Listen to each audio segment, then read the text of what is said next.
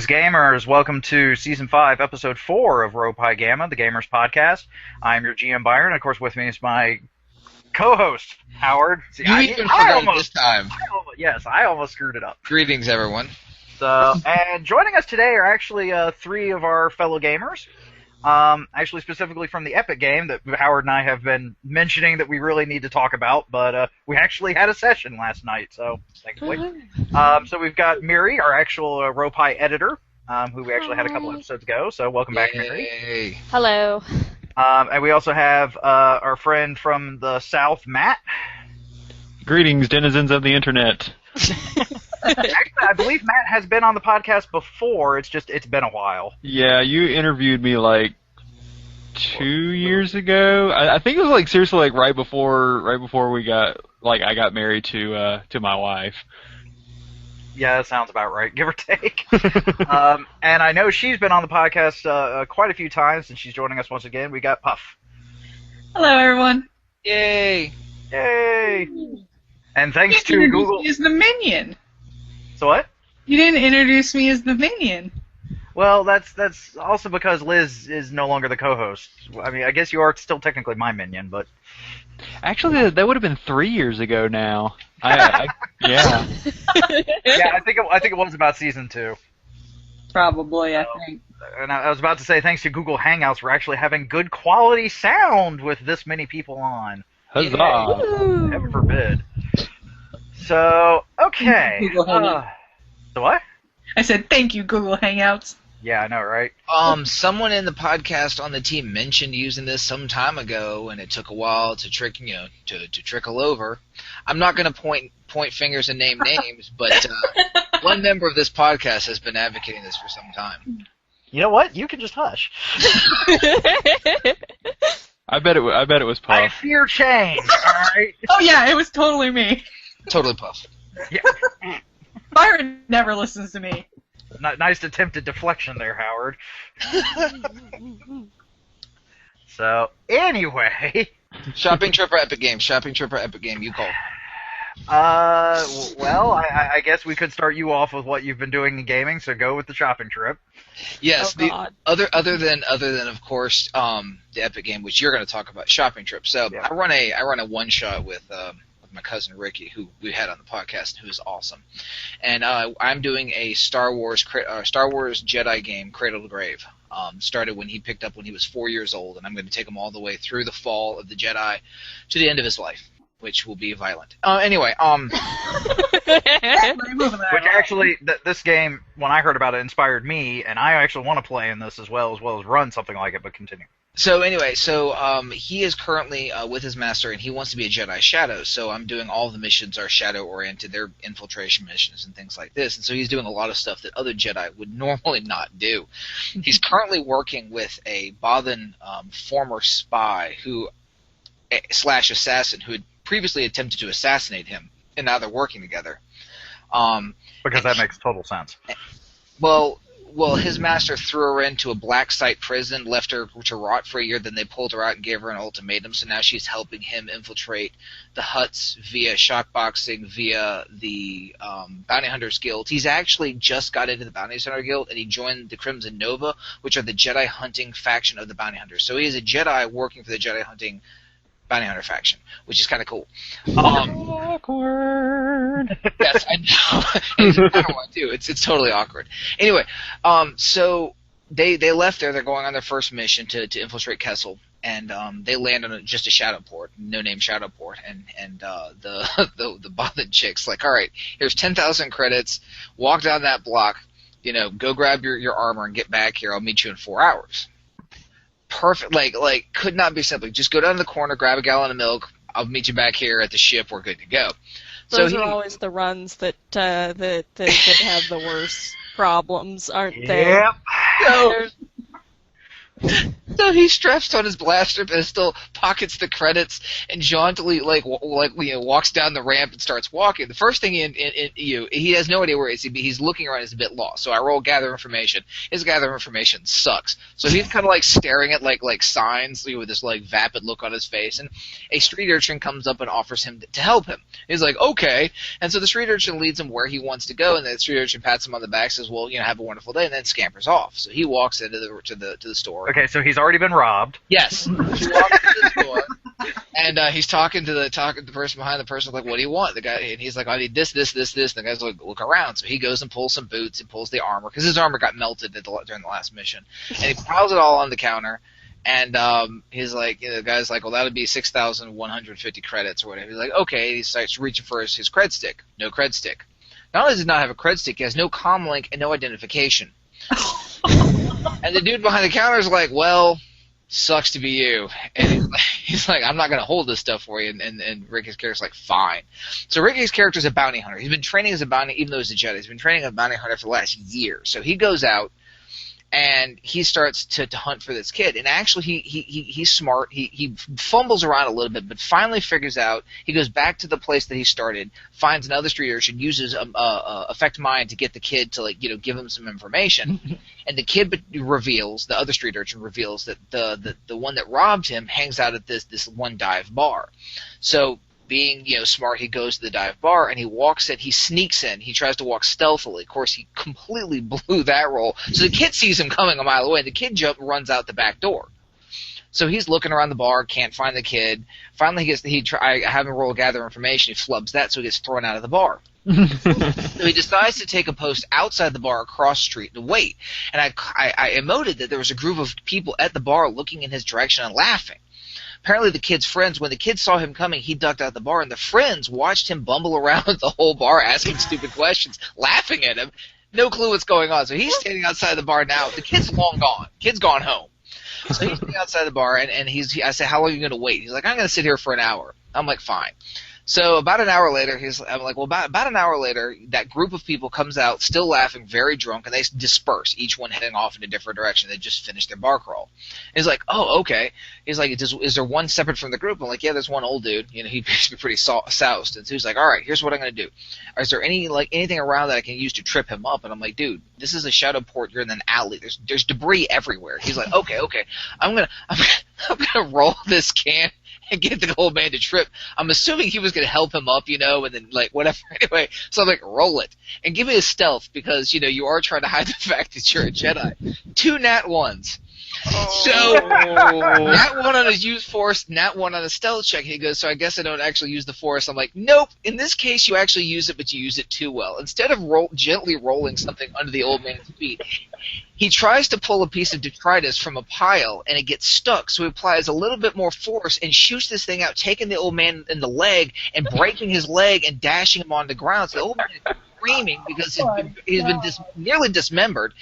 And, of course, because he got a nat 1 on his stealth check, he does this in front of God and everybody. So then he tries to roll a deception check to be like, hey, who threw that, and blew that roll. It was a 10.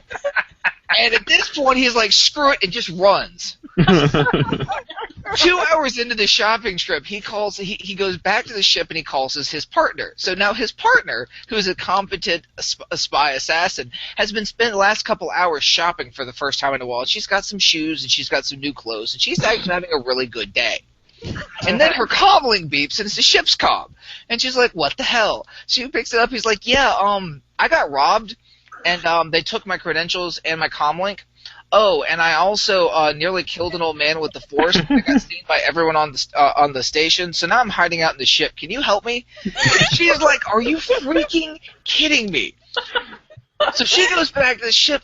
Of course, she is pissed as hell. So she gets back to the ship. She's like, what is wrong with you? You had to go half a block to buy a suit of armor. He's like, well, it is what So anyway, so she goes off, and I roll all her rolls, and of course she rolls this thing. She finds the old man, tricks him into revealing where the kid is, tracks down the kid, shoots the kid in the chest, drags him back, throws him onto the ship, and gets all the player character stuff back. And of course, the player character, being a Jedi, patches the kid up, uses mind trick to basically say, you saw nothing, go away, and pushes the kid off the ship, and they fly away. So yes, it took him 2 hours to successfully get robbed, made as a Jedi in the most critical mission of his life, and nearly dismember an old man with a piece of rusty trash. Wow. Yeah, that sounds like something that would have happened to me. I was about to say that's kind of light for you, Howard. Jeez. But by the end of it, Ricky's just like, you know what, man, screw it. He's like, I'm done for that night. He gets in his new Mustang and leaves. So anyway, yes, that was the shopping trip from hell. The whole time I am laughing so hard, you have no idea, because it was not his night. Obviously. Yeah. That definitely sounds like the time that I completely erased that guy's memory. What? With Affect Mind, I got one on the wild on like I think all three of the component force checks, control sense and alter, and I was just trying to make him like forget something bad that had happened to him, and Well, you were trying to make him forget that he had been captured by you all with the Alliance, because he was an Imperial guy. Basically, like I think I like you remember nothing, and then he literally remembered nothing. It was terrible. You gotta be really careful with force powers, because the force can take you quite literally.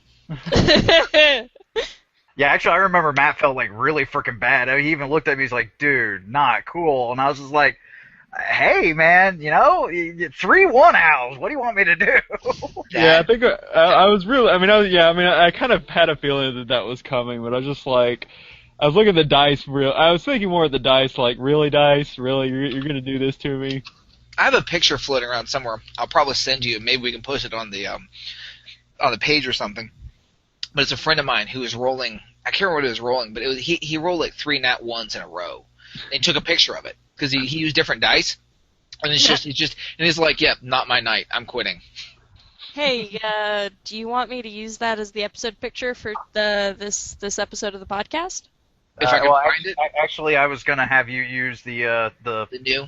Yeah, the one that actually is our main topic, or where our main topic came from. So, but that's not to say we can't. I can use both. You okay? Well, yeah, there is that too. Are you okay? I felt like I was about to sneeze, but of course now nothing. It sounds like you're. Wait, you're being taken over by Jinxie is what's happening. Yeah. It's a slow transformation. Maybe sometime in the future, the topic could be how to deal with really terrible rolls. If you haven't done that one already. Actually, I don't think we have. Yes, we need to do that. Put a pin in that. Yeah, I was to say we'll bring you back for that, Matt, considering it was your idea. Yes. So. All right. Speaking of plans going awry. Excellent segue. That's why we get paid the big bucks. All right. So, of course, those of you who have been listening to the podcast, I've been mentioning this Epic game for a while. To kind of recap on it, I got inspired by, it was actually a couple of different sources. Lord of the Rings, Wheel of Time, some of these great epic stories that I've been reading. And actually, the trailer movie on YouTube, which I can actually put a link to, for the new Final Fantasy MMO, I think it's 14, A Realm Reborn, which I was actually part of the beta for. But that trailer movie really sparked an idea in my head, and I wanted to run. This is supposed to be like, if I tell any stories after I finish this game about my gaming, this should definitely be one of them, if not the only. I really wanted this to be, an epic game, hence the name. Yes, I'm so creative.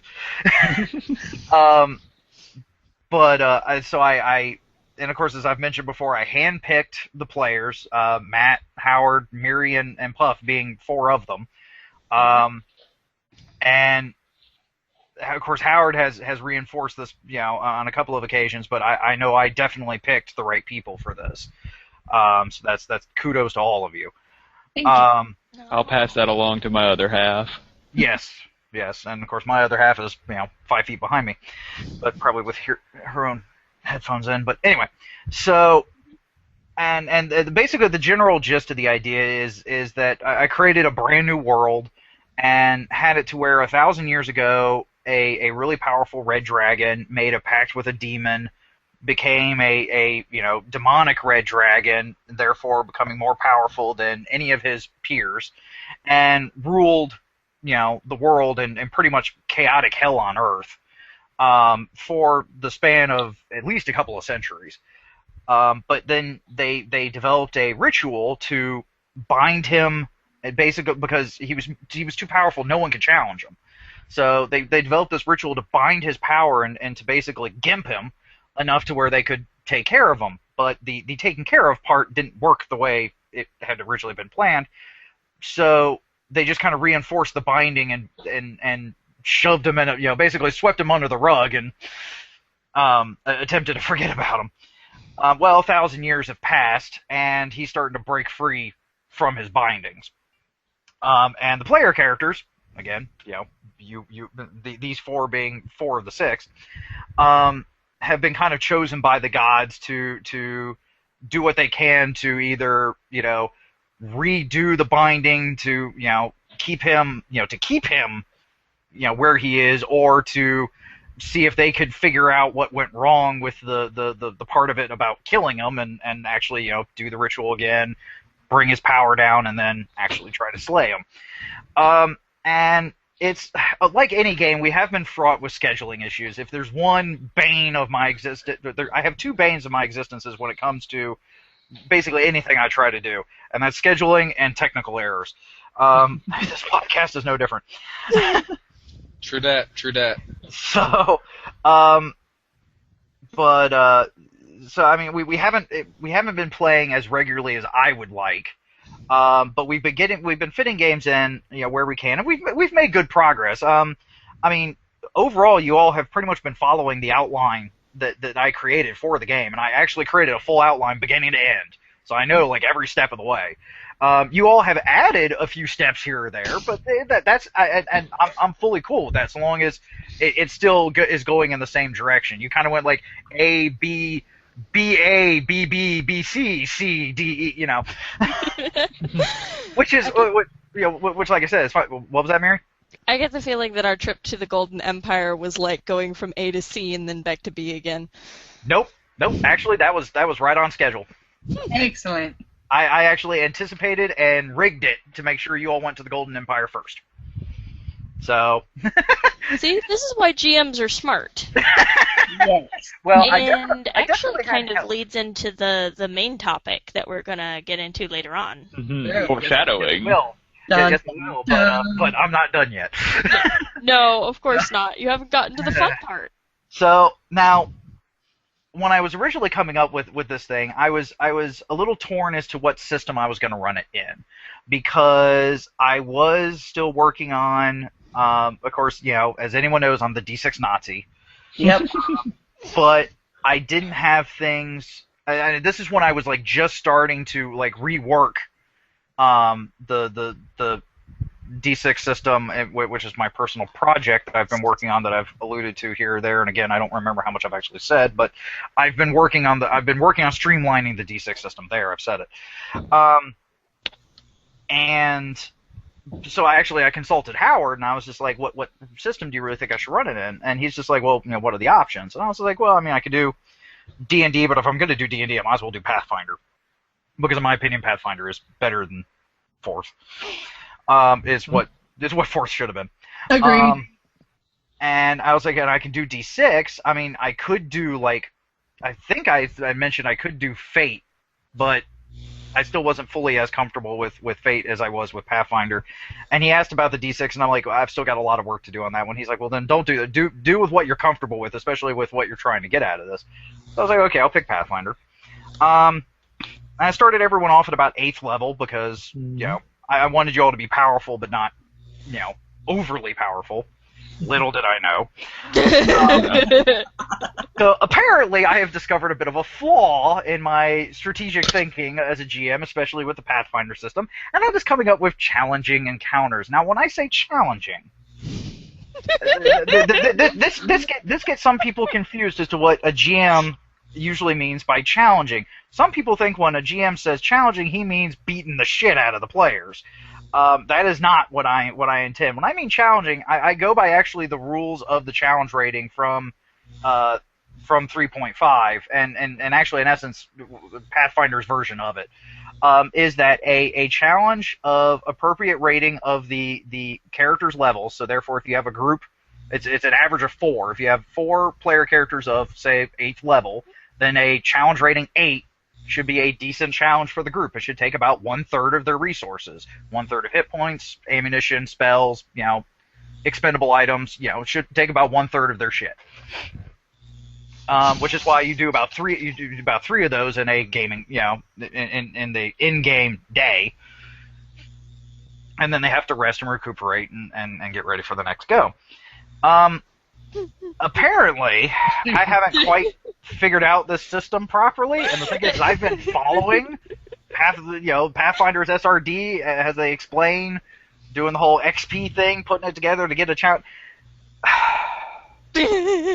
Now, everyone knows I do love me some spellcasters.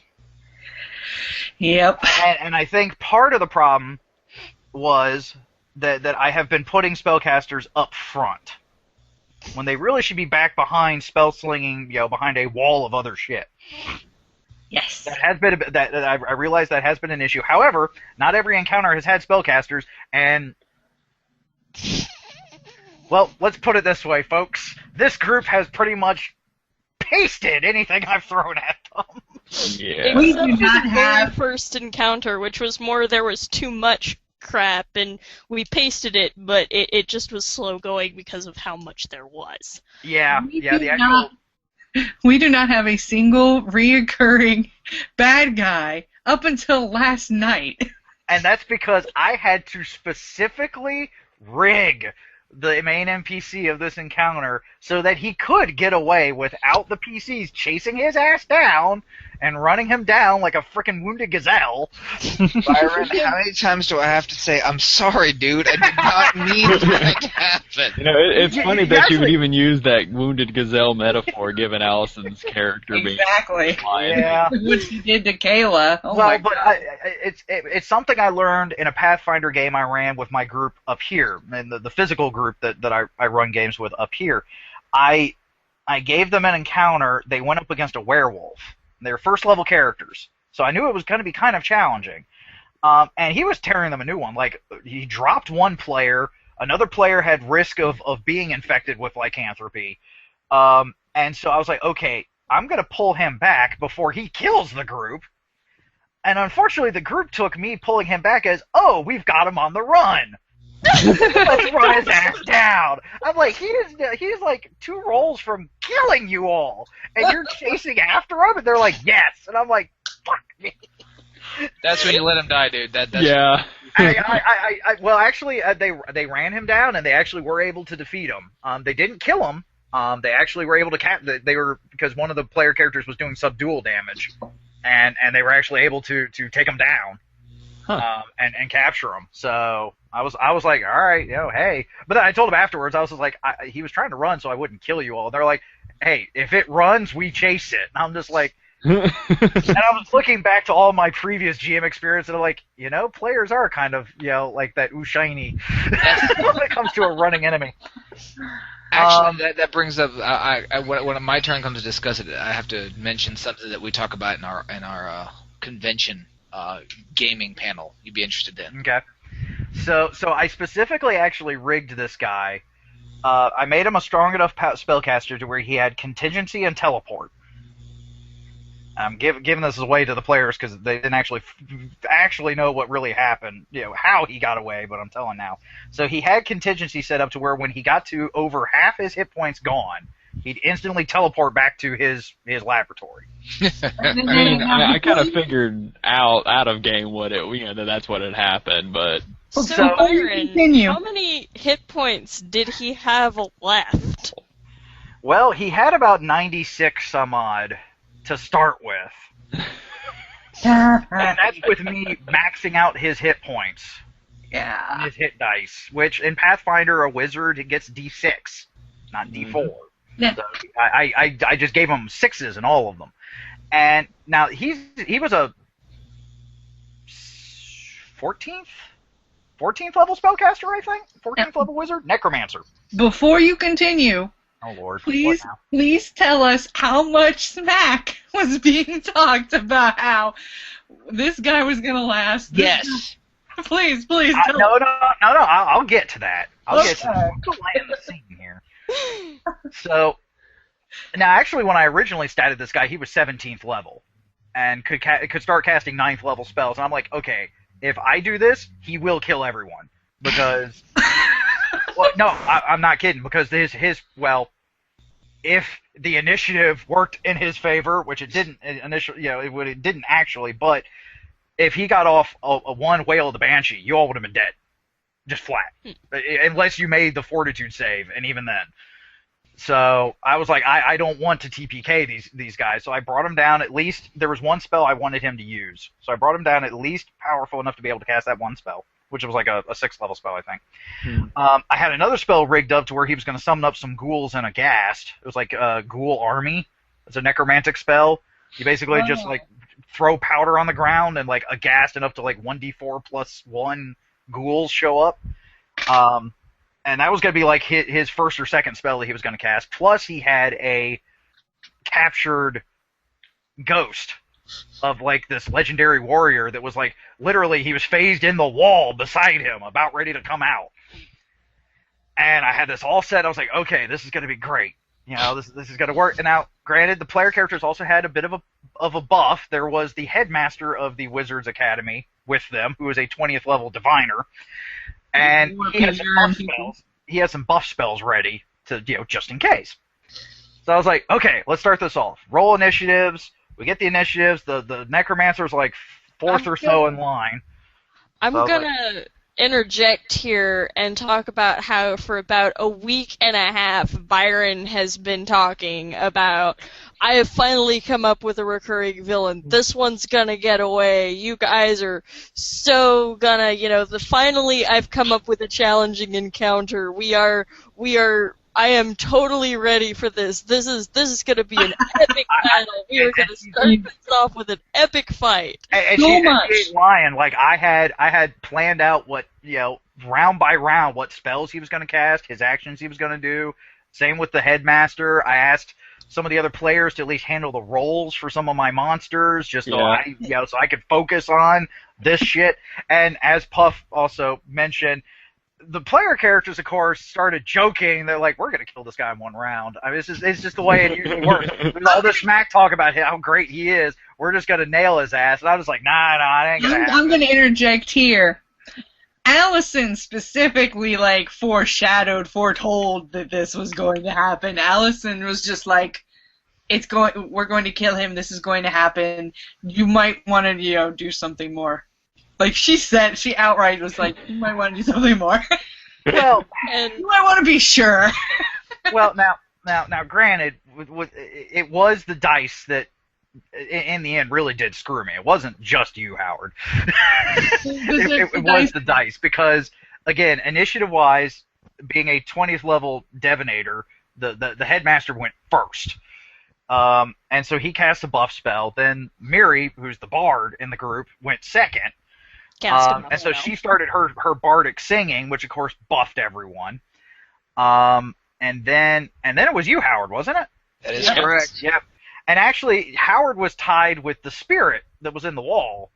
But I was like, I was like, okay, what's your dex? And he's like, his dex is a 16, and so was the spirit. So I was like, all right, screw it. Player wins on a tie, because I usually do that. If anything ties, I usually give it to the players. Apparently, I really shouldn't have. Because this would have given Howard another target to go after. And one, dealing with an incorporeal changes the game, considerably. Yes. So, but I was like, all right, Howard, go. So he goes up. Now, granted, he's got the bard buffing him. He's got the spell from the headmaster buffing him. He strolls up. And I mean, literally strolls up because it was like 10 feet away. He's playing the paladin, so he activates his smite evil. He checks to make sure the guy's evil, and I'm like, oh, hell's yes. Duh. So he's like, all right, I activate smite evil, and I slash with my sword. And I was like, roll it, and he rolled a nat 19, which on a long sword means possible critical. So I was like, all right, rolled it, guys. Obviously you hit. Rolled it, because I think his AC was 19, and Howard rolled a 19, not to mention all the freaking buffs. So I think it was a plus 22 with all of his natural modifiers. Yeah, it was like a 41 or 43 was my attack. 44. 44, yeah. You probably could have hit a greater warm red dragon with that. Yeah, I mean, it was ridiculous. It was rather ridiculous. So I was like, all right, roll to confirm. He rolls a nat 20 to confirm the critical. Yeah. That critical is actually what really did this guy in. Yeah. It was first his shitty position in the initiative, and then the fact that Howard hitting him would have been fine if Howard hadn't critted. And then rolled the same damage, which was almost max damage. Yeah, it was, on both of the damage rolls, because the longsword's ×2. So he's like, all right, I do like 50 some odd. It was like 50. It was 58 damage. I remember. 58 points of damage, and I was like, okay, sure, no problem. And then I look at the wizard's hit points. I went, wait. And Byron makes this half sob, half laugh I actually pulled up the calculator. I actually pulled up the calculator, put in his hit points minus the damage, just to make sure he was under half. Oh yeah. I was like, fuck me. So, literally, not even a full round into this, the paladin strolls up, smites evil, and the contingency spell kicks in, and he teleports away. I'm going to interject again. The few big encounters that we've had in this game, we've gone a good couple rounds before our characters have fully dismantled whatever Byron has thrown at us. Yeah, it has. For a week and a half. Wait. For a week and a half. Fine, go. For a week and a half, you're talking smack. And we take care of this guy. No. We took care of this. Howard took care of this. 3 turns, not even a full round. 3 initiative roll, people go, and it's done. 1 hit. One hit, done. What? I thought I planned well. The only thing I didn't apparently plan for was a bad initiative roll and a critical hit. So you can't exactly blame me for much. I just had to give you a hit. And you're giving me shit is what you're giving me. And he is a reoccurring villain. He did get away. Sure. So he will come back. And Much he will be better tactics next time. Much to the confusion of my character, who hit him, his villain disappeared, and my character was quite literally like, I don't know what to do now. Yeah. I've never outright vaporized anybody. Actual quote from the game. Yep. I was say it from the characters' perspectives, it was definitely funny. They were like, "Oh shit, here we go. All right, everyone ready? And boop, pop, ready to go." We have a body. Character turns to Matt's character, the warrior, who's kind of, if I remember correctly, standing there with his axe ready, going, I got this. And Howard's character charges up, screams the name of his god, slices with the sword, and my imagining of this is that Kieran is standing there with his sword still stuck in a villain who is no longer there, kind of turning towards Othello, and he's like, has this ever happened to you before? Yes. Yeah, and if it was like, no, I mean, most of the time when I attack people, they come off in chunks, but never outright, vanish them. Now, from now on, this is going to be one of Karen's, things. Every time he hits something, it's be like, he's going to hit it and win. It's be like, is it going to... Okay, good. So yes, this great encounter that I took quite a lot of... I even postponed the game a week to make sure I was ready for this fight. So, I mean, that just kind of shows, all the effort I put into this, all the work I put into this, and then not even a full round in. Not even half the round in. Now, you could have fudged your rolls. I could have. And I wouldn't fault you for that. I could have. The thing though is, and maybe this is something I should change, but I tend to be very much let the dice, roll how they will. Because I'm usually, I see myself as a good enough GM that I can, to pardon the pun, which apparently I was punning left and right last night. You were, dude. I can roll with what the dice give. Mm-hmm. And although granted, if I hadn't put the contingency there, He'd be dead. well, not quite, because the next one up would have been the ghost. The ghost would have come out, started attacking you. That would have given another target. And who knows? Honestly, who knows? But because I had the contingency there to make sure he could get away. We also could have mulliganed that. What I do want to point out. Yeah, but you all were having too much fun for me to try to retcon it. Hey, listen. Yeah. I do want to point out that previous to the previous initiative being rolled, I asked you. I said, "Is there one dude in the doorway?" And you said yes. And I said, "So there's one dude between Othello and his way out." And you're like, "Yes." And I'm like, "This is not going to go well for that one dude." Well, because see, again, there was one dude in the doorway. There was another dude about to come out, and he was about to summon 4 more. Oh, okay. But I'm just so it's just it took time. Yeah. Hey, Byron, they happen, dude. They happen. Yeah, I know. And it is a good lesson learned, because I really think I've started to, I really think I know how I need to gear the next big encounter against you guys to really. And Howard, I am taking your own advice that I am going to screw with your character first and foremost. Best way to do it. Yeah, because now it's. I'm going to put the paladin down first, and then you all are going to have some shit.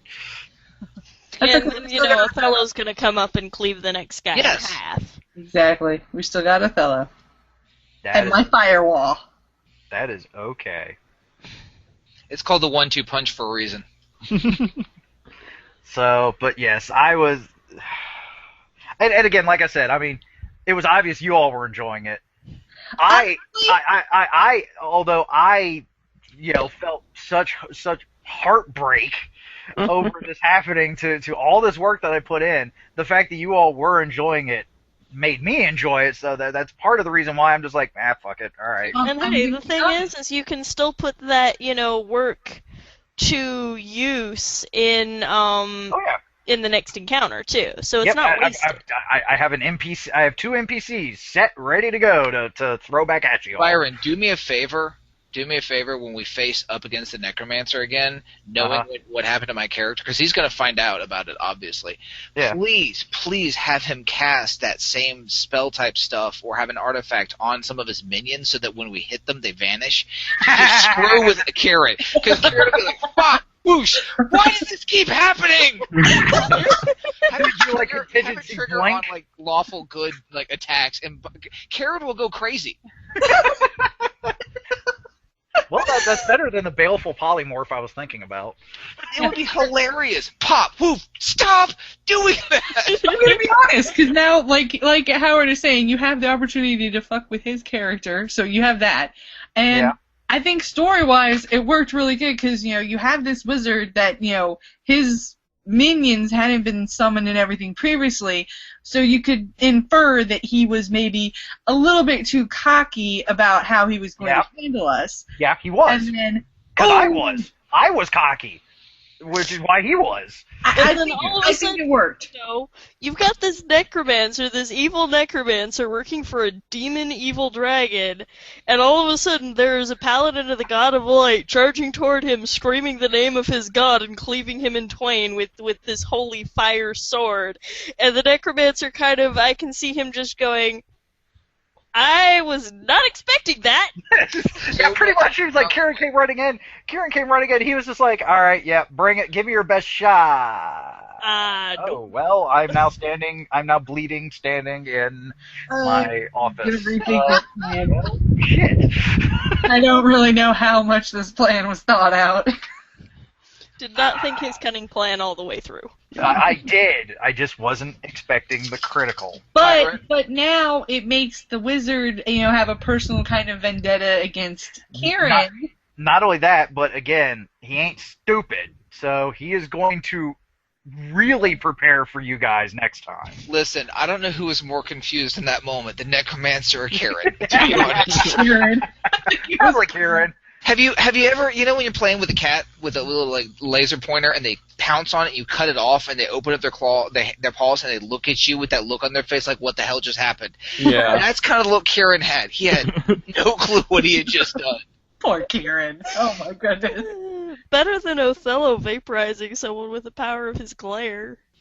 Between the two of us, we tend to do really poorly with the whole, like, keeping bodies around. We just tend to vaporize them. They do. They really do.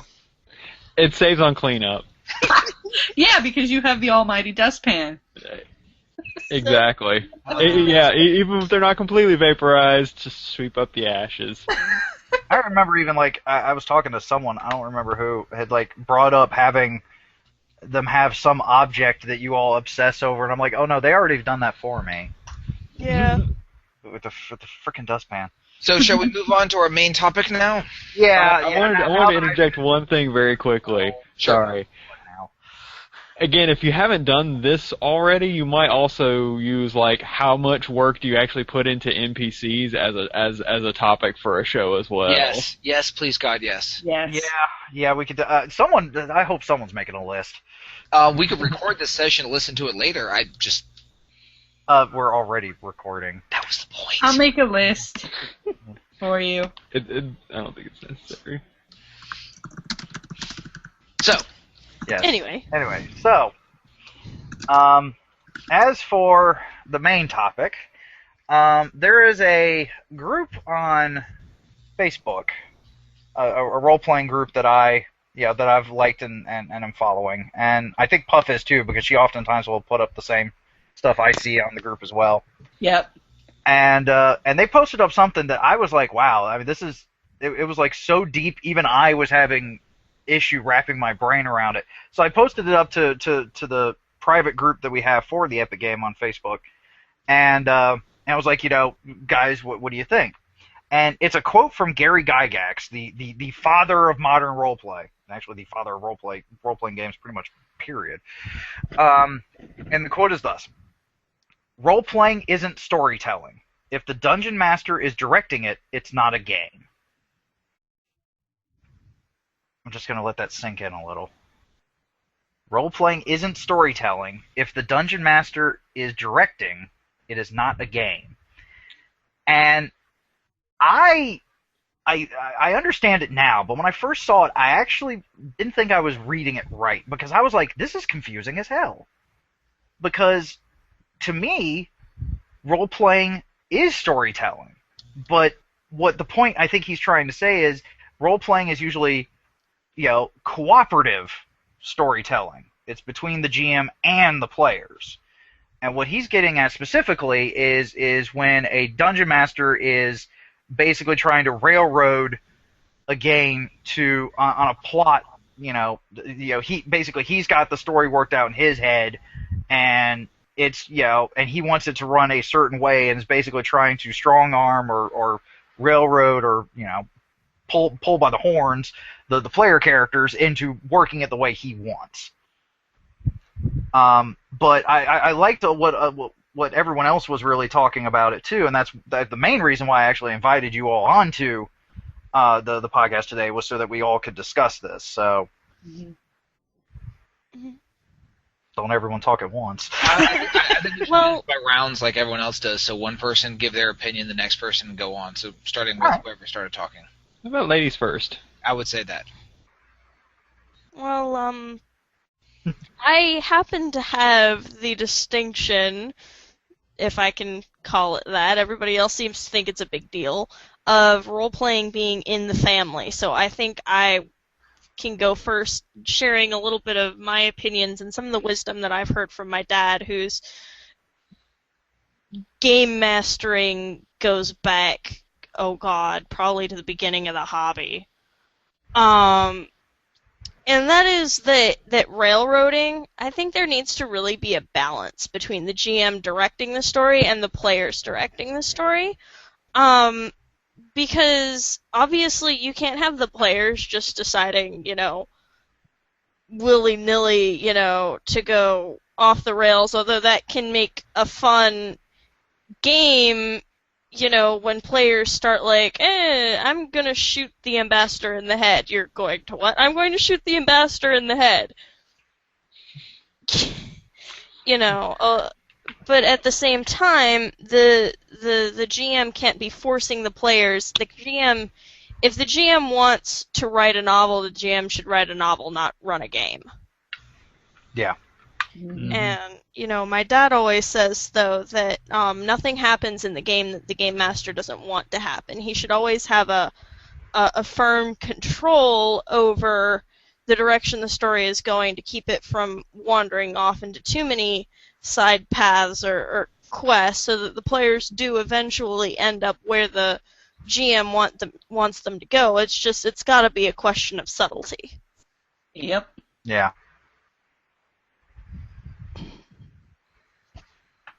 Puff? Definitely agreeing with Miri here. Bringing up my own examples and from my experiences, I have run a D20 Modern Resident Evil game several times, and the one thing that you need to know about generally whatever it is that you're running, you need to know your setting. You need to know how to lay the breadcrumbs for your players, because that is what really is going to drive your story where you want it to go. Resident Evil, you have riddles, all sorts of, cloak and dagger, mystery type, just stuff that will intrigue the players to go, okay, we have this, this map. And we have this key, and we have this thing that we don't know what it is yet, but we're going to figure it out. And along the way, you find the other components that, you get to access the facility or open up some secret thing that gives you the master book that tells you, oh, okay, this is everything Umbrella has done. Stuff like that. Mm-hmm. And that's how you lead your characters along. There are some people that do it in a way that hinders the player characters to be able to add to the story, because you're not making a story just the GM. You have these 4, 5, 6, however many players. They're going to help shape your world. They're going to help shape this game. They're going to take it in twists and turns that you may not even think of. And that's good storytelling. The random little plot twist that you didn't even think about that you can go, hey, I can use this. But it is also the same deal for player characters among their fellow player characters. You can, example-wise, in the Epic game, my character Ella and Matt's character Othello are digging each other. And this can go pretty bad, actually, if we're not communicating between each other how we want things to go. One person can step up and just be like, yeah, I'm going to, dictate exactly how this goes because this is what I want. I want your character always bringing, Ella roses. I want chocolates, blah, blah, blah, blah, blah, blah. And then that's basically the same thing as, the GM dictating, or directing the story via Strongarm. One person can't sit there and dictate everything that happens. There has to be cooperation, collaboration. No backseat GMs, please and thank you. Exactly. And, respect your fellow players to go. Every time there's been interaction between mine and Matt's two characters that maybe perhaps is not in-game. Example, last night we were stuck on a ship for 12 hours. And we were just like, okay, well, obviously they're going to hang out. So they're probably going to talk about, the getting to know each other kind of things. Yeah. Very, very important in building an actual, relationship, whether romantic or otherwise. Exactly. Not necessarily something we wanted to role play out, though. No, because that would just... There's no point in it via storyline to move the game along. But that's kind of the stuff that we kind of sidebar and we go, okay, do we want to either role play this out to the side and let Byron watch, or do we want to just go, okay, well, this is the kind of stuff that they talked about, just so we know, so we can advance wherever it is they want to go.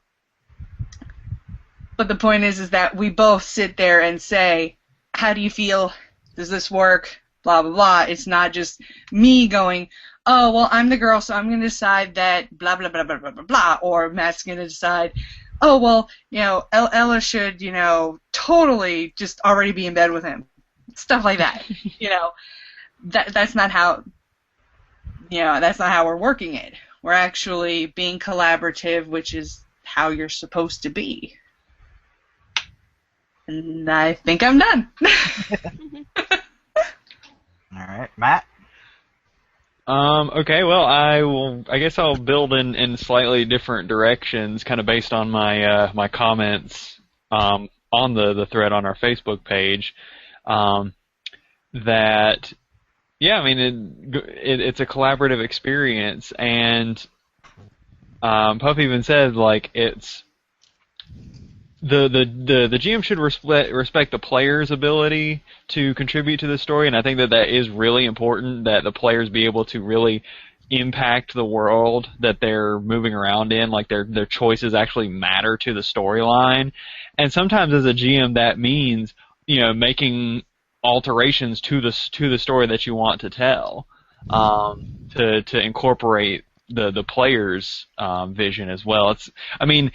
While we've been saying, the GM shouldn't be directing, in a way it's kind of like directing in that, you've got a director and you've got actors, and the director has an idea of what he wants the actors to do, but the actors on stage will add their own little flair or sometimes even bring out like an aspect of the character that the director hadn't thought about before, and that really can enrich the experience. They're the ones that have to emote. Right. It's kind of like guided improv, kind of like Whose Line Is It Anyway, where the director is the guy who's giving the prompts, and the characters are the guys on stage, is what you're saying. Yeah, in a way.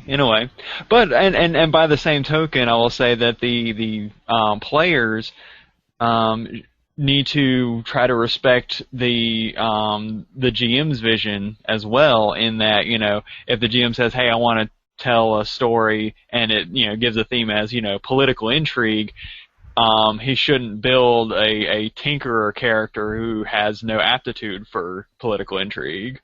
Agreed. And I totally pulled that example from a previous podcast that Howard mentioned that happened. Yes. That was totally intentional. Wow, people are listening to us. Of course we listen. I need to go and listen to some of these podcasts now.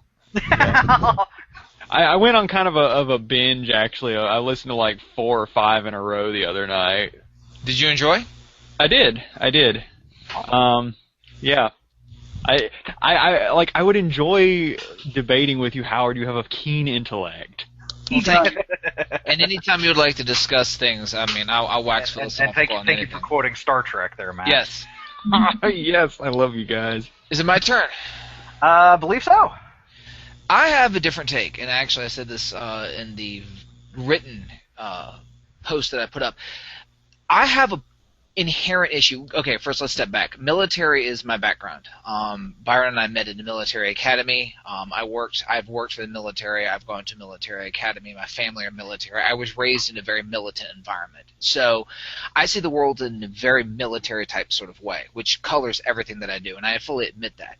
I have issues in games, and actually I've mentioned this on podcasts and some of the games that I've been involved in which there is no inherent leader. GMs, the laissez-faire GMs who just sort of throw out a scenario and then just let the players mill. Because I have actually recently sat in a room for 3 hours and my character talked twice and I never rolled dice once because the players just sat around and did nothing, talked out of game the entire time until I started telling people what to do out of game.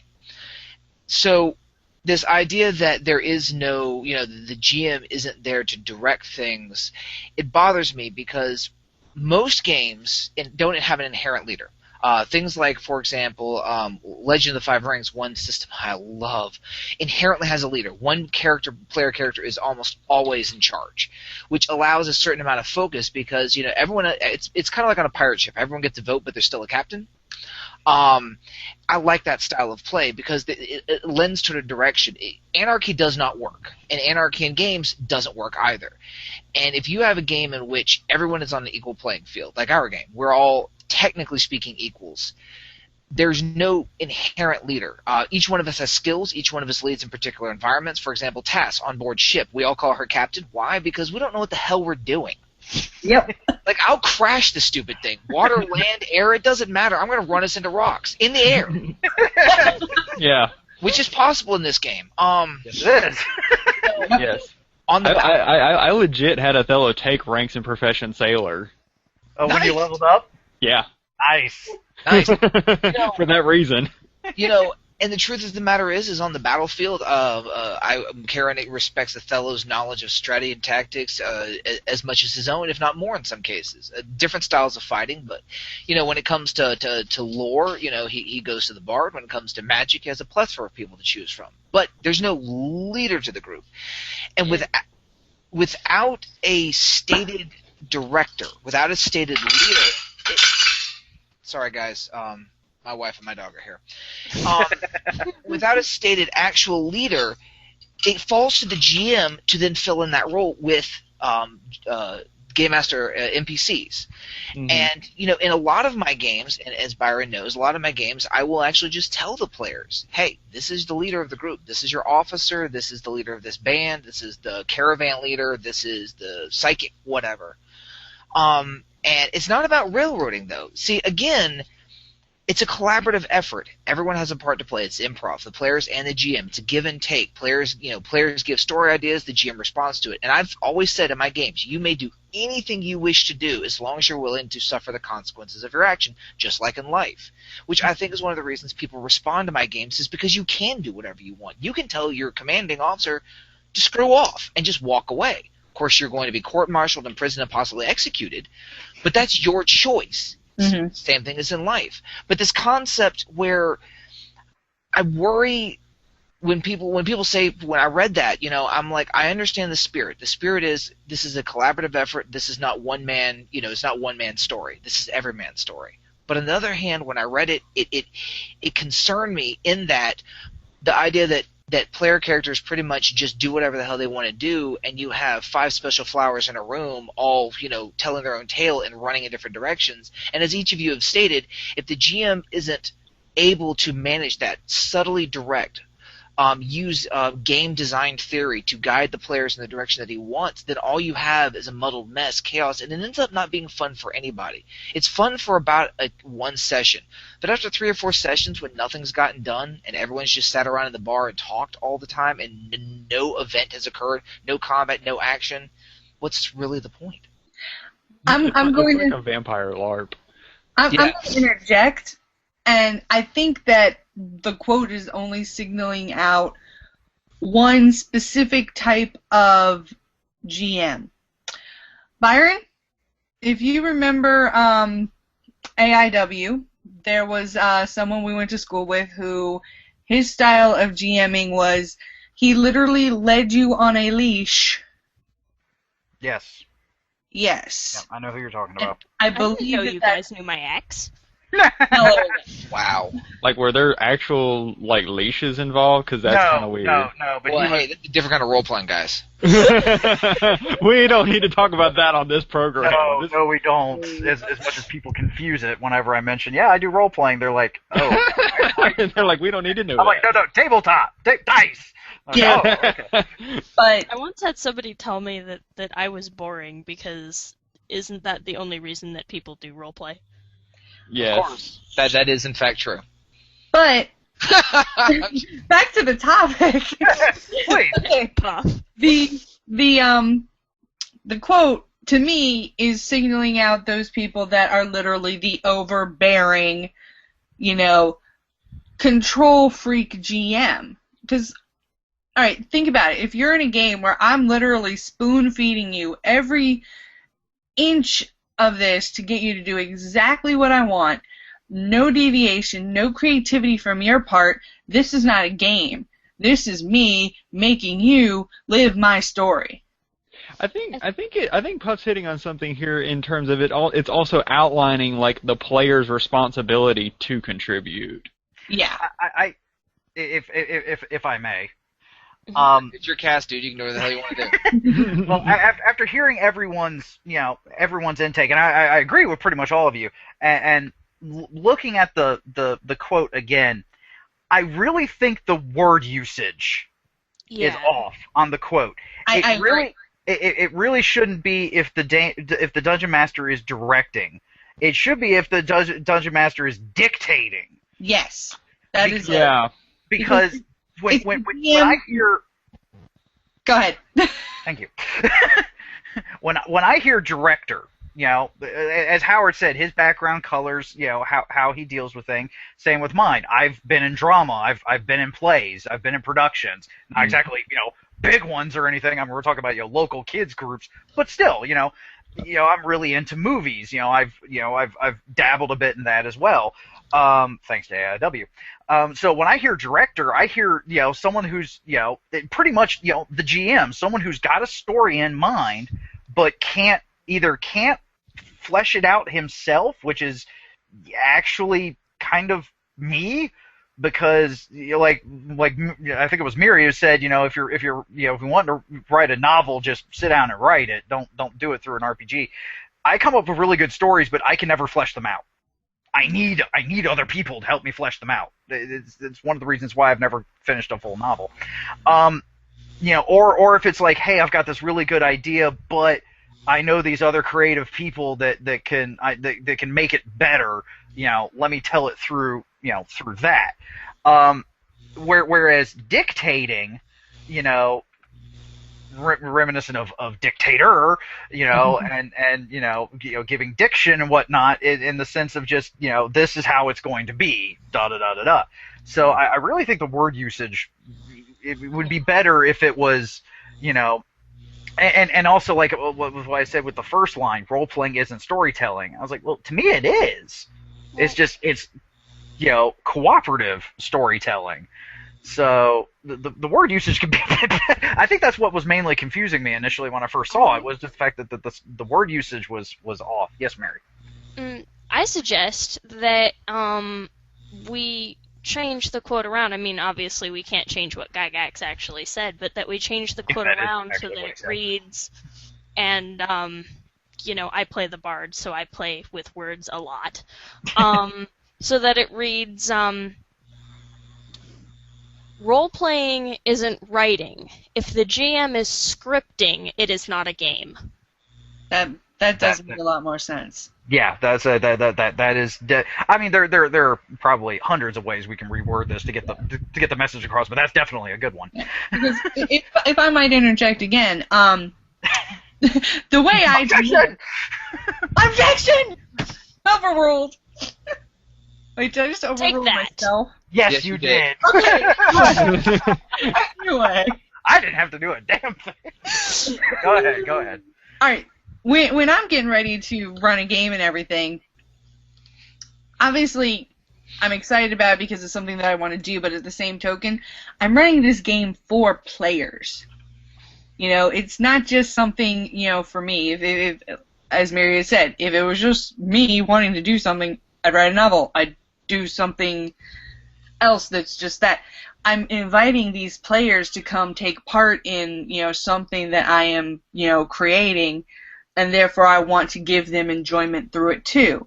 So, however, taking from what Howard said, the players need to respect the fact as well that they are willfully choosing to take part in this story that the GM is laying out for them. Oh, because a GM, I mean, it's one thing we've said on this podcast umpteen times. There is more that's going on behind that screen than most players realize. Well, of course. And I love it when I start showing players, as I start coaching them to GM and start showing everything they got to do, they're like, oh, shit. And I'm like, yeah, there's a lot that goes into this. Yeah. And one of which is, of course, coming up with a plot to begin with. See, it's the GM's job to create structure.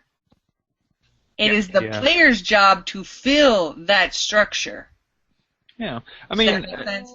if I can use a metaphor, it's kind of like when you're on the playground and you've got these specific things on the playground to play with, like the monkey bars and the swing sets and the slides and stuff, but just because there is a particular way that they're intended to be played with, that doesn't mean that that's exactly how they're going to be played with.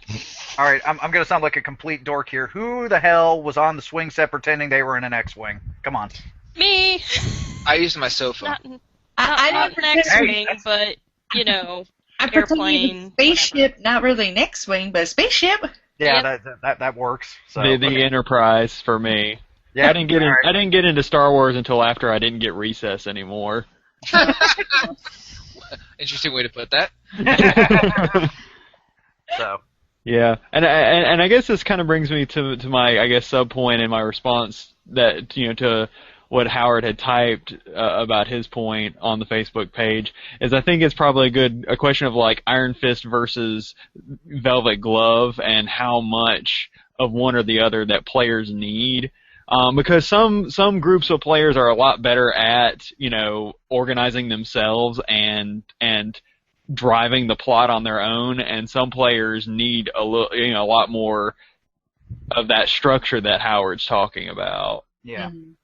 Actually, case in point, I remember a player that I've had.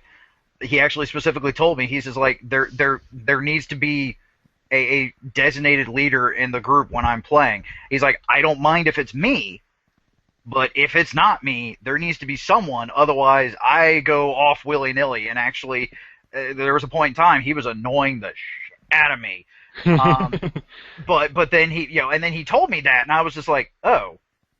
Okay, so that I canned the game that we had. I started up another one and kind of worked him to be de facto leader, and now I think he's one of the better players I've ever played with. But before then, when there was no leadership structure in it, I mean the character idea he had, basically the way I interpret it as how he was playing it. He says he was intending it another way. I was like, dude, that's not what was coming out.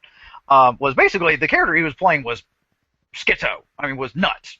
The character was crazy, and it was annoying the shit out of me. But again, there was no real, defined leadership in the group, and he actually told me, afterwards, he's like, if there's not, then yeah, and either if I'm it or that's if someone else is it, that's fine. But there needs to be that, otherwise I just go ape shit. And I'm like, that is what annoyed the fucking shit out of me. So. I worked him into a leadership role, and he again is playing just umpteen times better. I was like, wow, shit. For me, it's a personal thing, and it's something that I work very hard to suppress when I'm gaming. I don't do it very well often, I think.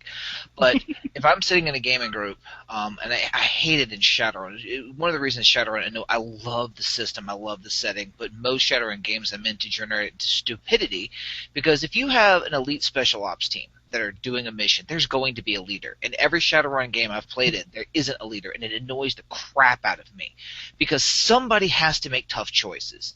And most games I play in that I'm not running, there's not a leader in the group. And I'm willing to follow and I'm willing to lead. What really just grinds my gears is being in a group, whether it's role playing, whether it's being reenacting, whatever I'm doing, in which I have a group of very intelligent, very capable people standing around in a circle jerk, not doing anything, because nobody is willing to step up and say, "All right, everybody, we're all going to go in this one direction." It's kind of like when I hate going out to dinner with large groups because it takes people so freaking long to decide anything. And again, I understand that for gamers. When we're playing a game, most people don't want to have someone in charge of them in a game, since we all have jobs where we have bosses and we play games to escape reality, and the last thing we want to do is start playing a game in which we have another boss. I get that, which is why most of the time, at least when I'm role playing as my character, I go with the flow. If it's a group that doesn't have an established leader, I'm cool with it. I just do the best I can to fulfill my particular role and let the rest of the thing fall apart as it will. But I gotta be honest with you. That's why I lean toward like Legend of the Five Rings. It's one of the reasons I love the setting, is because you build a player character, one of you almost, unless you're playing a Ronin, one of you's in charge because the rules say that so. It's awesome. Everyone rolls up their character. I'm like, all right, who's got the highest honor? You do. You're the leader, buddy. Congratulations. What? You're the leader. That's why I play Lion. Lion are leaders and Lion have the highest honors. And most of the time, unless there's an Imperial family member in the group, I get to lead. But I'm perfectly willing to play the lowest man on the totem pole as long as somebody is driving the ship. And in some ways, that's the role that Kieran fills in the Epic game, because, Exactly.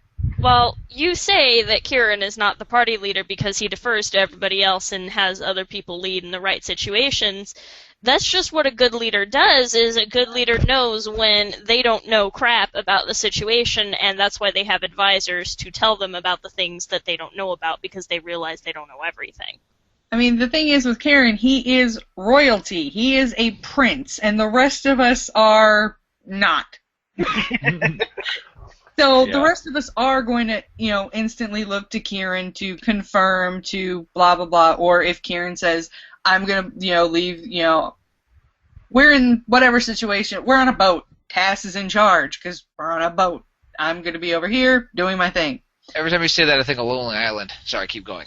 But Kieran is still there for everybody to still look to, and I think that that's what everybody's doing because you are royalty and the rest of us are from the populace that you look to loyalty. Loyalty is above you, blah, blah, blah, blah, blah. So you are the official, unofficial leader. And the other thing is that Howard's just dang good at it. He is. And like Mary said, part of being a leader is being able to delegate authority, when you know, and knowing your subordinates. You know, all right, I know that, Ella and Hadassah and Tass are team, Woogie shit. They do the magic stuff. I'm going to let them do whatever, handles the magic stuff. Hey. Oh, well, You're leaving out the bard. He's too busy singing. Who has the most epic magic power of all, if we can just figure out how to control a stupid thing. If we can just keep an eye out from blowing up, everything is good. I like being in a game where there's actually the honest-to-God problem of one of the characters just suddenly exploding. That just makes me happy. Because you're just sitting there, it's like, what happened tonight? Oh, she blew up a few minutes ago. It's okay. Luckily, none of the spellcasters that Byron has started us have lived long enough to throw spells at me to recharge my batteries. That is true. You can still go off though. Yeah. Because I did work it that because you're a bard, it can just pull from your daily allotment. Yeah, it can. Of your spells. It can pull from my spells. It obviously goes. Yeah, it obviously goes bigger when your capacitor is up. Let me say this as far as that goes with Kieran, and I appreciate that and I respect it more than you know. Part of, again, in that situation is, and me as a player and he as a character realizes the sort of the awkward situation that he's in that yes, he is probably the one who is, with the exception of Othello, has had more command experience than anyone in the group. Yep. He is nobility, and so because of that, he's used to commanding people just in his daily life. And me as a person, I actually have a great deal of experience being an officer and NCO, leading men in battle and other things. So it's something that comes naturally to me. But something my father taught me as a child, and it is something that has stuck with me from pretty much the day I can remember, is he said that a good leader must first be willing to follow. And be a good soldier, and that's something that he grilled into me. As a matter of fact, the quote, the earliest memory I have of my father, the earliest quote, and it's actually a bastardization of the Charge of the Light Brigade, and it was a mantra that he grilled into my brain from the day I was born. It is this: ours is not to reason why, ours is but to do and die. He told this to a 2-year-old. And understand, you hear that, and most people think of like, oh, that just means you're supposed to follow orders. No, he meant every word, even the last one. Mm-hmm. And it has been ingrained in me that, and it translates to gaming. So we're in a game. It's Byron's game. Byron runs the show. Whatever he wants goes. However he wants the game to go, that's the way I go. It's part of being a good player. It's also part of having been a GM and had players who just screw with me at every turn. And I don't Not want to be saying that. that's what you guys do. Just No, yeah. no, no. I don't want to be that guy. Yeah. No, I try to work with my GMs, as the quote says. I mean, it's a cooperative thing, and I try to work with the other players, and I never want the other players to feel like I'm, stepping on their toes. However, and I will tell you right now, if we're ever in a combat situation and things are going to hell and everyone's just shooting off in different directions, and I see the end coming, I will take over. Like, that's just not self-preservation. I will just start giving out orders. As a matter of fact, in last week's Thursday night Shadowrun game, I quite literally, out of game, like as a player, not the character, because my character is a troll with an intelligence of 2. I can barely even talk. My player. Or my character. Me as I would hope your player could talk, dude, because otherwise you have got one good act going. No, me as a player, though, I've spent my life studying strategy and tactics and leading men in battle and running games and scenarios. I've actually gone up against SWAT. Not in a game, in real life. I have actually gone up against SWAT and won. Yeah, So, I remember that. I have the photos. It was a mock hostage situation. I remember him telling me it was a mock won. hostage situation, and they actually. It was just supposed to be just like a demonstration. Yep. He actually out-talked, what was it, two negotiators? Two negotiating teams. Yeah, they had to bring in a third. And then finally they had to go in. Yes, they had to go in with guns because a 2-hour scenario, I stretched a 2-hour scenario out to 6. I have picks. I have the write up in the picks. The bottom line is I've spent a lifetime studying strategy and tactics, how to outmaneuver, how to outthink. It's part of what I am. So when I'm in a game, it translates. But with that said, again, if I'm not the leader in a group, and this has been, again, most of the games I play, I'm not the leader, I don't do that. I don't step up unless I'm given license. And something I told my major professor, John Cope, back in graduate school, was he met me. I'm a big rules follower, but he knew my history. So he knew there was something about me that didn't quite add up. And finally one day he and I were talking about it, and I told him, I said, if you tell me to follow the rules, if you tell me to be a follower, I will follow without question. I will fight. I will do what you want me to do. But if you give me license to make command decisions and you just let me go, I'm going to get some amazing things done. And he learned very quickly that as long as he said follow the rules, I would toe the line to the letter. But the minute he gave me license, I'd start breaking into rooms, stealing files, whatever the man wanted me to do. And sure enough, in sessions, we'd be in class, and he'd make comments like, I wish my video cart would magically return to my room. Everyone in the room knew who he was talking about. That night, his video cart would be back in his room, no matter where it was locked. But that's what I'm talking about, and what we're talking about is the quote, is that it's a collaborative thing. The GM is in charge, but it's up to everyone in the group to be part of it, but there's got to be somebody driving the ship. If it's not a player character, it's got to be the GM. Because if no one's driving the ship, all you have is a muddled mess. And I've been in those games, and they suck. I run one of those games. It sucked. Yeah, I think at least with my current thing that I'm doing in terms of building a campaign world, and I've let Allison kind of play around in it a couple of times, is there hasn't been a lot of direct structured plot. I mean, part of it is because the campaign world is it's still very much under construction. So it's like I don't really have any specific plots in mind. I just kind of want to explore the world.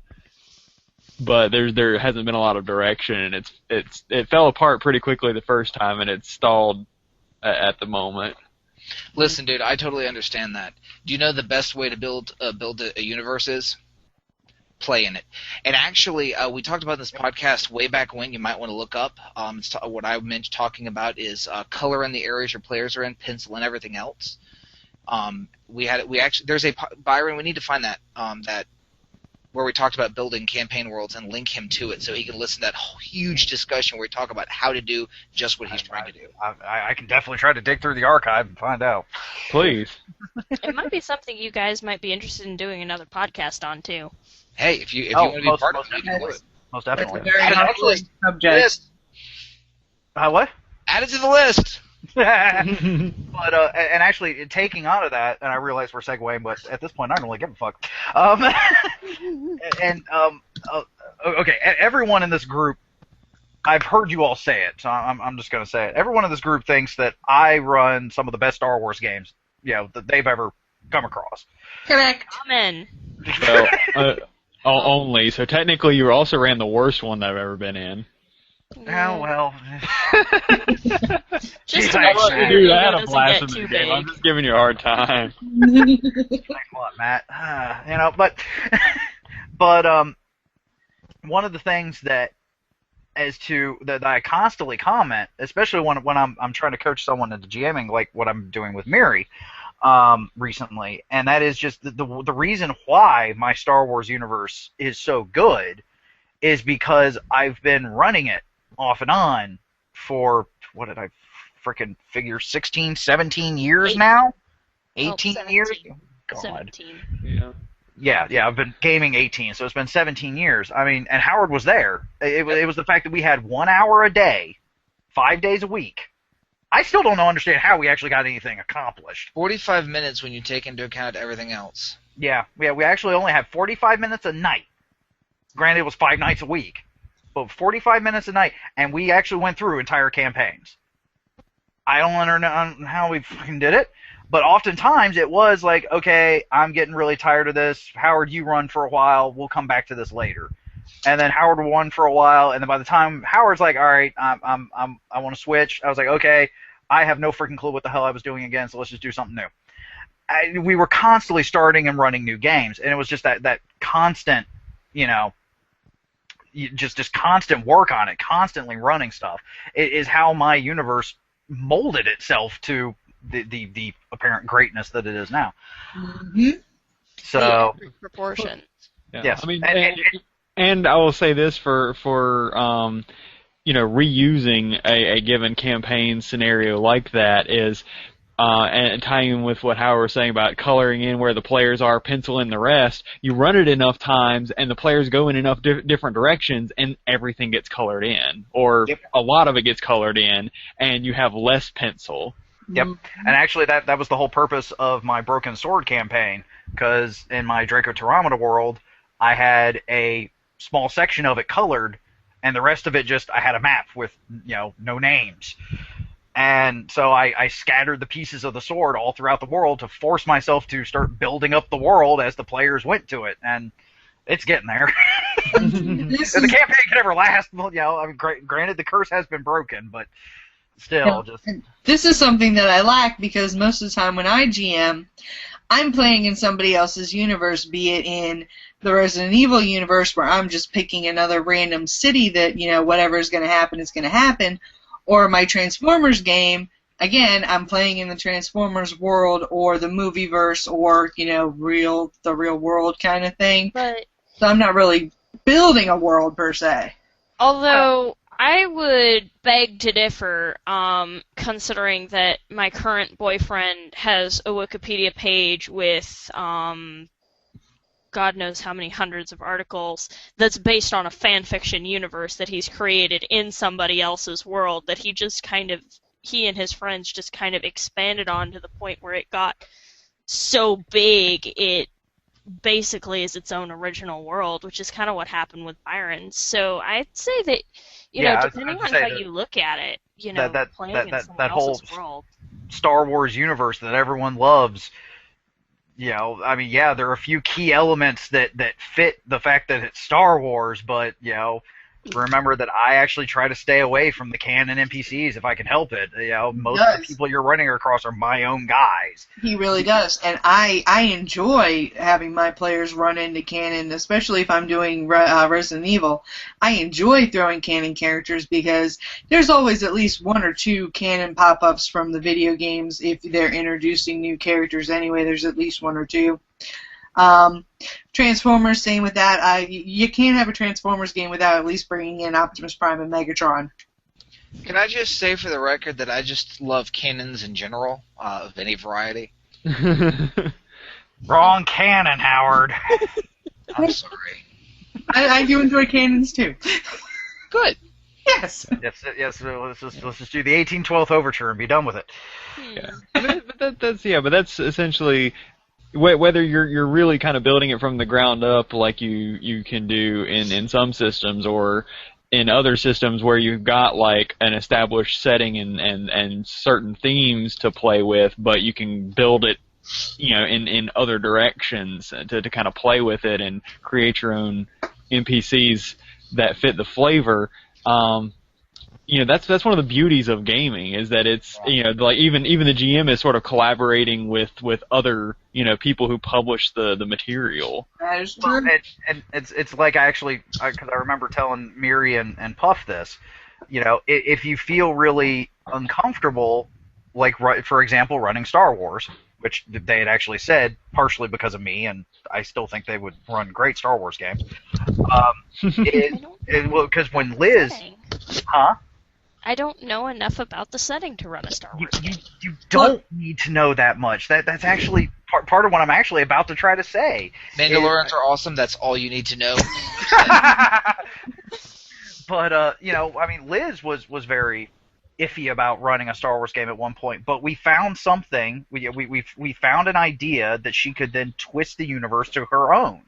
And actually, the twist that she found threw most of the canon out the window. So she had to like completely revamp the universe. And I always tell everyone when they're playing in a Star Wars game, so long as you've seen the original trilogy, that's all the background you really need to be able to play It's true. in my Star Wars games. And actually, to be perfectly honest, that's granted it is bare minimum, I will admit, but that is the bare minimum background that you need to run a Star Wars game. Because if you really think about it, everything else that we know of Star Wars came from those 3 movies. Sure. That was patient zero. I know for me, a lot of it is, again, I have put you on such a pedestal when it comes to Star Wars.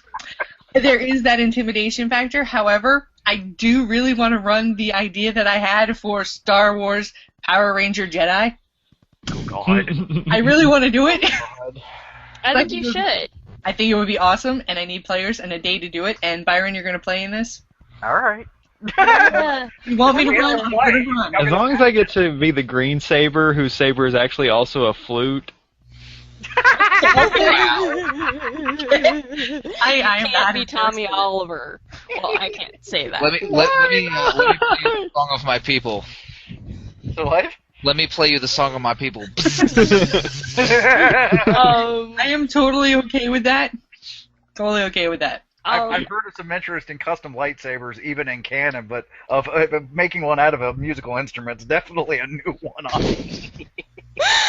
One of the things that I was going to say, considering that we've somehow managed to segue onto the topic of world building, canon versus, Well, I was going to mention Thanks. this actually still does fit with the main topic we had, because a lot of what we've been saying about the world building is collaborative. Exactly. Yeah. The GM starts it, the players help flesh it out. But continue, Mary. One of the things that also comes to mind when Howard said his whole thing, color where the players are, pencil everything else, it can be kind of fun to take an established setting and start putting your own colors in their pencils.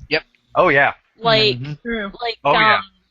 I'm thinking of starting a game based on the web series Ruby, which you should totally check out, any Yes. listeners out there, It's because very it's good series. amazing. It's very anime inspired, really cool, and that's kind of the thing that I'm really into right now. But the thing is since there's only been one quote-unquote season of the show, and it's basically 3 hours long, If at that. if that. I think it's 3 hour running time. If you watch it as the movie on the DVD, it's less than that. Yeah. Well,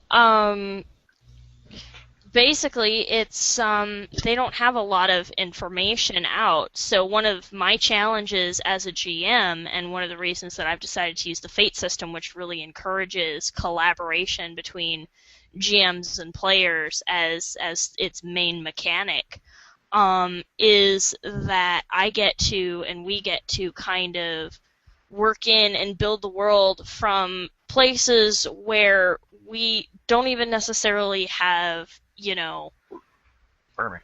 well, if we go with the artistic metaphor, we've got some color around the main characters, and we've got a little bit of ink, and then the rest is literally just pencils. And, we get to ink that in and color it depending on where everybody else goes and what everyone decides to do. And it's going to be kind of interesting working around the canon and kind of figuring out collaboratively which parts to keep, which to throw away, which to take our own spin on.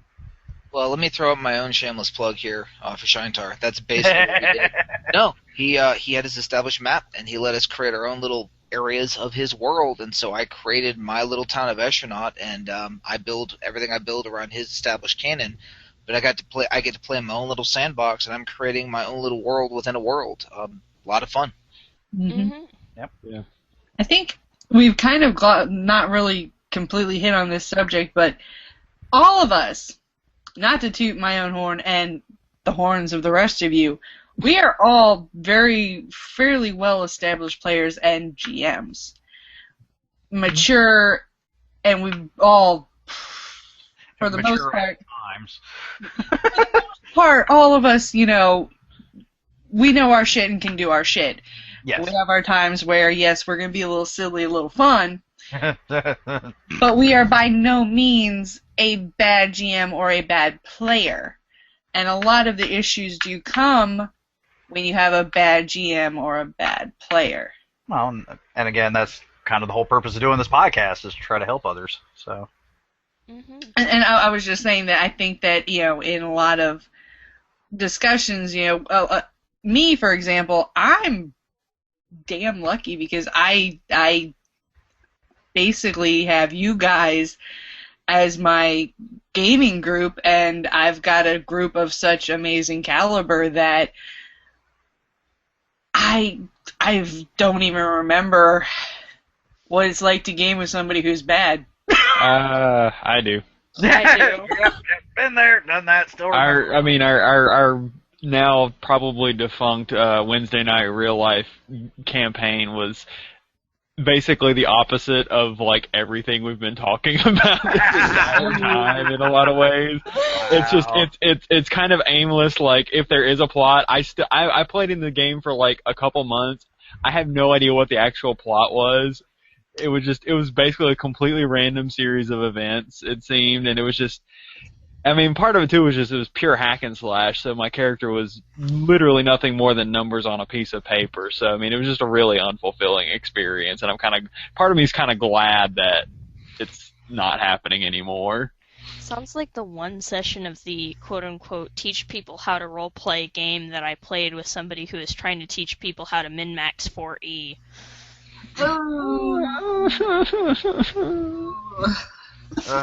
I was in one session of that, realized that I was a role player, ROLE player, in a band of role players, ROLL players, and promptly found an excuse not to be available the next session. Yep.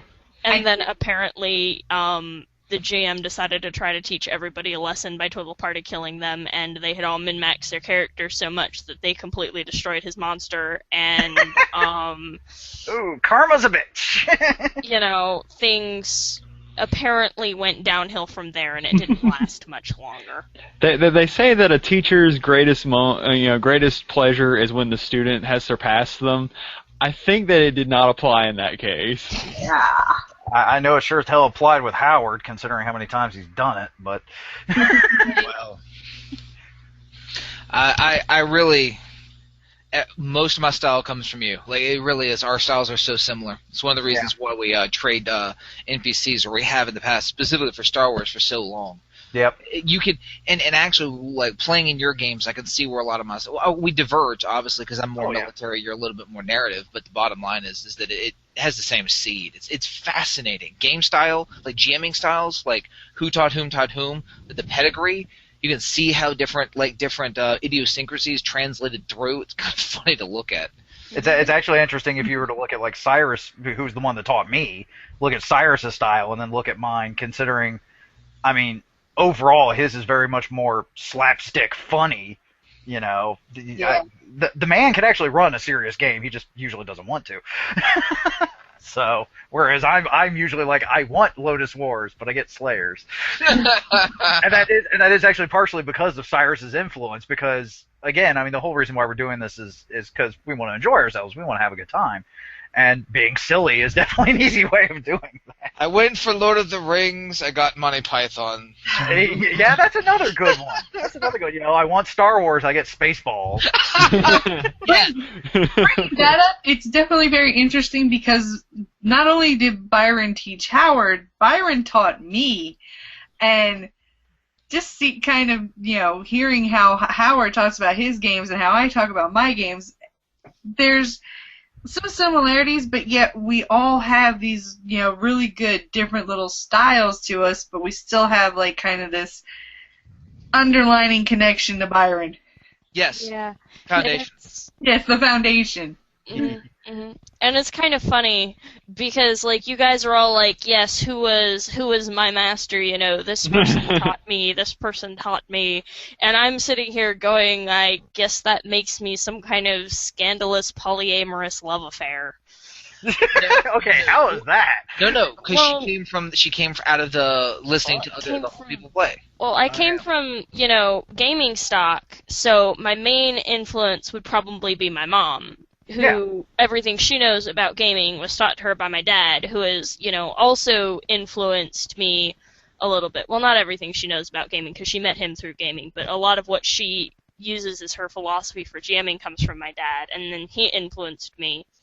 So not only are you their kid literally, you're also their kid like philosophically. Like philosophically as well, Yeah. in a lot of things, and not just gaming. And then their best friends are all gaming buddies, so I've heard all of their philosophies on gaming. And then I mean, Byron is teaching me, and and that's not to say. I mean, yeah, I say that Cyrus was the one that taught me, but I've learned a lot from Howard too. Mhm. I mean, for starters, a teacher tends to learn a lot when he's teaching. Yes. Yes. You know, they actually say that, you know, you can only learn up to a certain point until you start teaching it to someone else. Yes. And actually, I love the fact that they bring that up in the Dresden Files, the Dresden novels, because Dresden, during the books, takes on an apprentice, and his skill in magic skyrockets in areas that he was like, I was never good in these areas until I had to start teaching, you know, the grasshopper. Yep. Is what he calls her. And I mean, Howard, Howard learned quick enough that it got to the point to where I wasn't so much his teacher as we were collaborative. Yes. You know, Developing teaching a world. each other.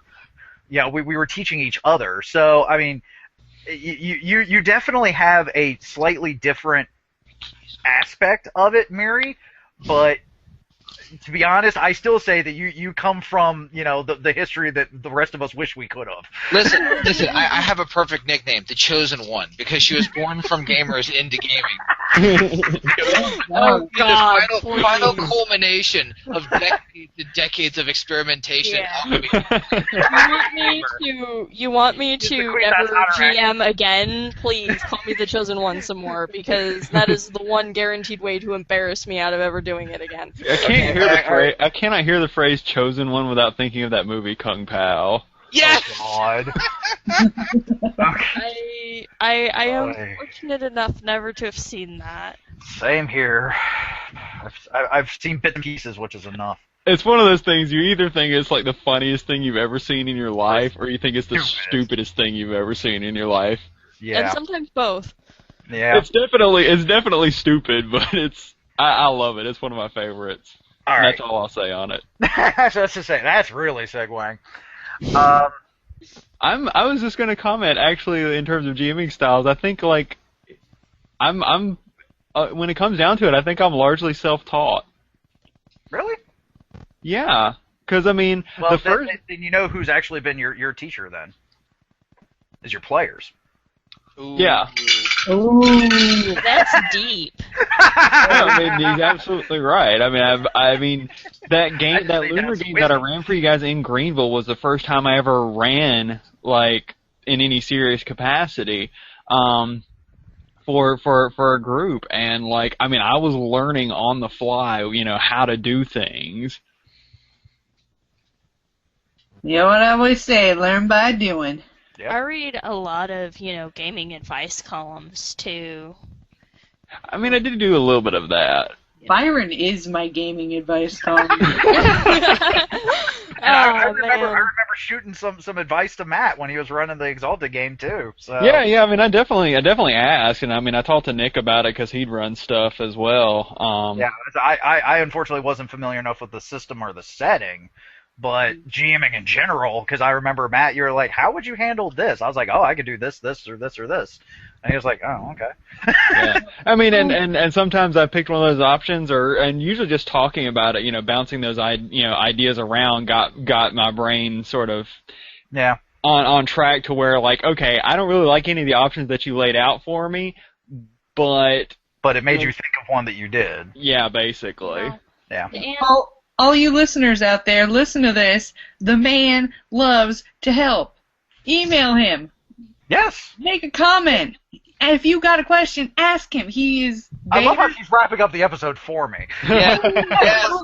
But I hear Miri's got something to say. So and I was saying that, in any kind of storytelling, really, which, going back to things we said earlier, while, games mastering might not be about scripting or writing a novel, it's still a form of storytelling. In any kind of storytelling, a sounding board really does help. So, Mhm.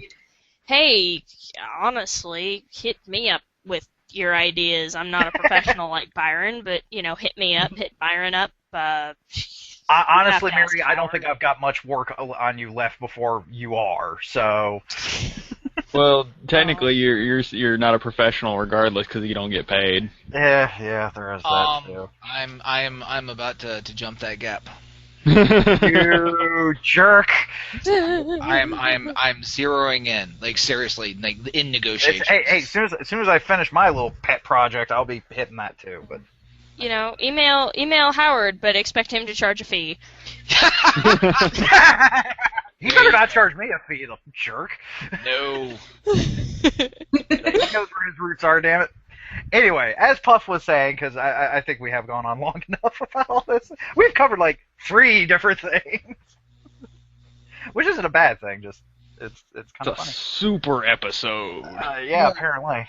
But yeah, I mean, if you've got any questions, comments, concerns, anything you'd like to hear, I know we shot off a bunch of different stuff that I'm going to try to get us to cover this season, and actually, Matt, you can let your other half know that if any of you all want to be on the podcast again, just give a topic, bring a topic, and to be and. Screw it. I will open that up to basically anyone's listening. I mean, if there's something that you feel that you've got a voice, shoot it to us. We'll see if we can work it in. And, I mean, I'm going to honestly say we're not going to let just any Joe Schmo on here. Because with like any good gaming, you do have to kind of feel out the players and feel out the GM. But, it's it's probably something we've already covered. If not, we will cover it in some shape, way, or fashion. So Exactly. And if you have questions for any of well, okay, one at a time. Mary first. Even if it is, they might cover it again. The Lord knows we've done that enough. Tough. And even if you don't have a question for, specifically Byron, like, I know all of us have thrown out stuff that we're doing or have done game-wise. If you've got a question, about for Howard, for me on Resident Evil or anything like that, just shoot it to the website, to Byron, and we'll answer it. Yeah, I'll definitely make sure it gets to who it needs to get to. Don't be afraid. We won't bite much. Much. Unless you ask nicely. I Not suppose. till Thursday. But anyway, as to how you can get a hold of us, there's the blog, there's the YouTube channel now, there's email, there's the Twitter. And I will drop my YouTube channel into a link somewhere in I the said that. Well, I was say what? This is episode 4. 2 out of the 3 episodes that are already up there have your link on there. So, I kid you not. I will accept singing telegrams. I'm going to send you a singing telegram just because you said that. I would love it. Good luck finding one nowadays. The problem is that you don't want me to do it because I think I'm tone deaf. So actually, I'll probably do it just because I'm tone deaf. On that note, More puns. Oh my God, Byron. I must be channeling Vince or something. I've never been good at it. Anyway, thank you, Matt, Miri, and Puff for joining us this episode. This is I must say this has actually been one of the most enjoyable episodes that I've done of this podcast. Yeah, it's been a lot of fun. So, and of course, I've been your GM, Byron. I've been your co-host, Howard. I got it! Yes! Excellent.